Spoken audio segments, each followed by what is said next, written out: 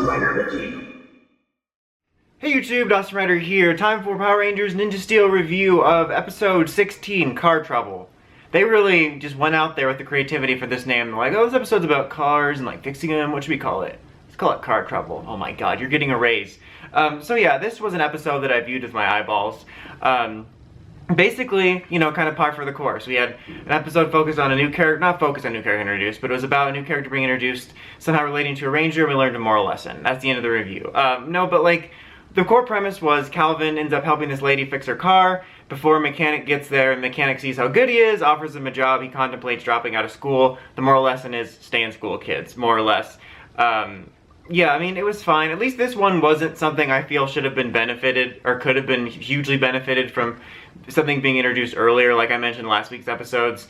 I wish the training girl and like the security guard had been introduced earlier. I mean, I guess there could have been a storyline about Calvin having a part-time job there and then going full-time or something. But yeah, like the core lesson came about because in fighting the monster of the week or whatever, the Lion Fortress got like broken, and Calvin wanted to try to fix it, but he didn't know how, because like he's only good at cars, like he doesn't know how to fix anything else bigger.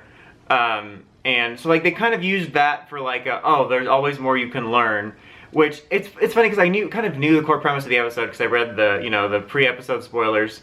But you know, even without that, it's funny how within the first minute, 2 minutes of the episode, you can see the moral coming a mile away. Like you could watch the first few minutes and map out the rest of the episode in your head.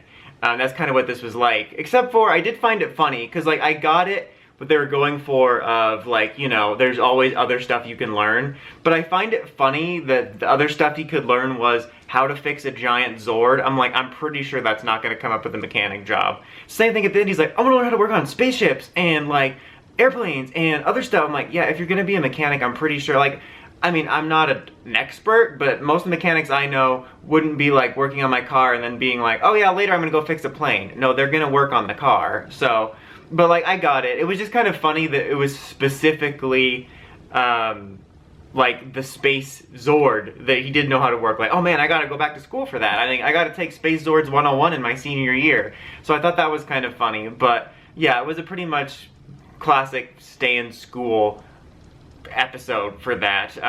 The only other big thing that happened, well, I guess there was two. The other one was, since it was a Calvin focus, they used this episode to debut his version of the Lion Fire power-up, which went more like I thought they would all go, because the last one we got was Levi doing it, and the Nexus Star had to show him or grant them that power. But this one went how I thought it was going to go for everybody, which was, hey, let's try this. And that's pretty much how it went. And like he's like, oh, let me have the power stars. Like, we think it'll work. He's like, even if it doesn't, I'll just beat him without it. Like, it'll be fine. So yeah, that was that.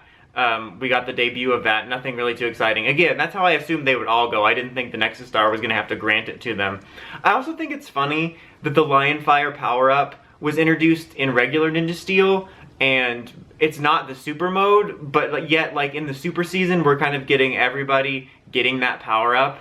Like, they almost should have made that the super mode, or debuted the other forms of these guys in the last season. I mean, it's not a huge deal, but it's just kind of funny, because there's really, the super mode is just the fact that it's super steel, and then they have the cockpit mode, so I don't know. It's just kind of a funny little tidbit. The only other thing of note, which was at least a little something, I'm gonna use quotes again, plot related, which was they dropped their fusion star, and the guy whose name I forget in both series with like the beard mask found it and presented it to Odious, so like that'll lead to something. I mean, I know the spoilers, so I know nothing huge is coming up, but hey, at least it was a little something. For the first time in 4, almost 5 weeks, we got like a little something that hinted at some sort of plot for the next episode or episode after, instead of just a self-contained little like lesson thing. But yeah, you know, it was fine. It didn't make me too mad, didn't make me happy. I mean, it was a par for the course PR episode with a form debut and then a little teaser. So I'd give it a 6. It was just, it was fine. Anyway, that's about it for this one. Until next time, don't forget to like, comment, subscribe, and of course, don't forget to climb the steps and ring that bell so you get the notification for all my videos. Until next time, Dawson Rider, signing out.